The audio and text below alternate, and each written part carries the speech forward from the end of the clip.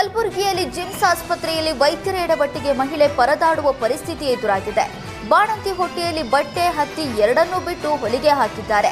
February 5ರಂದು Bhagyashree caesarean ಮಾಡಿದ್ದ ವೈದ್ಯರು ಹೊಟ್ಟೆಯಲ್ಲೇ ಬಟ್ಟೆ ಹತ್ತಿಯನ್ನ ಬಿಟ್ಟಿದ್ದಾರೆ. ವಾರದ ಬಳಿಕ ಸ್ಕ್ಯಾನಿಂಗ್ ವೇಳೆ ವೈದ್ಯರ ಎಡವಟ್ಟು ಬಯಲಾಗಿದೆ.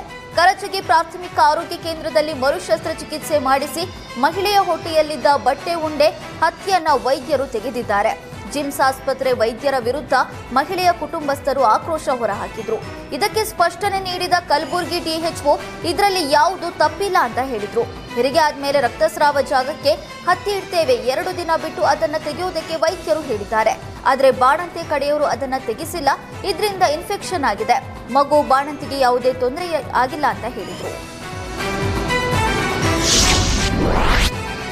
ಮಂಡ್ಯದಲ್ಲಿ ನಾಡ ಬಾಂಬ್ ಸ್ಫೋಟಗೊಂಡು 2 ವಿದ್ಯಾರ್ಥಿಗಳು ಗಾಯಗೊಂಡಿದ್ದಾರೆ. ಕಂಬದಹಳ್ಳಿಯ ಆಂಜನೇಯ ಬೆಟ್ಟದಲ್ಲಿ ಘಟನೆ ನಡೆದಿದೆ. ಕಾಡು ಹಂದಿಗೆ ಬೇಟೆಗೆ ನಾಡ ಬಾಂಬ್ ಇಟ್ಟಿದ್ರು. ಈ ವೇಳೆ ದೇಗುಲದ ಸುತ್ತ ಸ್ವಚ್ಛತಾ ಕಾರ್ಯಕ್ಕೆ ವಿದ್ಯಾರ್ಥಿಗಳು ತೆರಳಿದ್ರು. ಅಲ್ಲದೆ ಕಸದ ರಾಶಿಗೆ ಕೈ ಹಾಕ್ತಾ ಇದ್ದಂತೆ ಇದ್ದಕ್ಕಿದ್ದಂತೆ ನಾಡ ಬಾಂಬ್ ಸ್ಫೋಟಗೊಂಡಿದೆ. ಅದೃಷ್ಟವಶಾತ್ ವಿದ್ಯಾರ್ಥಿಗಳು ಪ್ರಾಣಾಪಾಯದಿಂದ ಪಾರಾಗಿದ್ದು, ಸ್ಫೋಟದ ತೀವ್ರತೆಗೆ ಅಂಗೈ ಛಿದ್ರವಾಗಿದೆ. ಬೆಳ್ಳೂರಿನ ಆದಿಚುಂಚನಗಿರಿ ಆಸ್ಪತ್ರೆಯಲ್ಲಿ ಚಿಕಿತ್ಸೆ ಕೊಡಿಸಲಾಗುತ್ತಿದೆ.